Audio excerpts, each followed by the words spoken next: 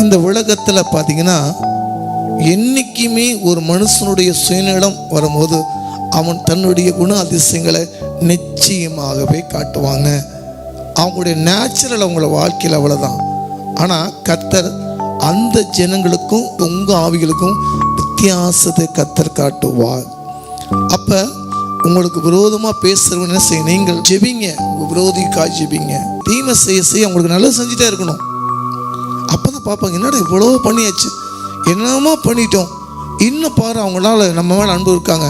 இதுதான் இயேசு கிறிஸ்துடைய அன்பு. உங்களுக்கு விரோதமாக செய்கிறாங்களா?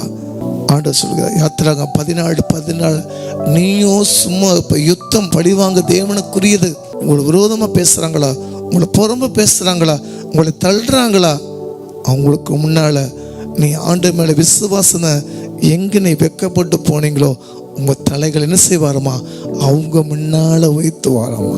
உங்களை பார்க்குறவர்கள் இயேசுவை பார்க்கணும். நீங்கள் அன்பு காட்டுற பார்த்து இயேசு உன் உள்ளத்தில் இருக்கிற பார்த்து அநேகம் இருக்கணும். இவங்களாம் என்னென்னமோ பண்ணி பார்த்தேன், செய்வனை பண்ணி பார்த்தேன், அதை பண்ணி பார்த்தேன், இதை பார்த்தேன், ஒன்றுமே உன்னால் செய்ய முடியல. ஏன்னா உங்கள் இருதயத்தில் யார் இருக்கிறா? இயேசு இருக்கிறா. இந்த உலகத்தில் வாழ்ந்தாலும் பேசும், தாழ்ந்தாலும் பேசும். உலகத்தை பார்க்காதீங்க.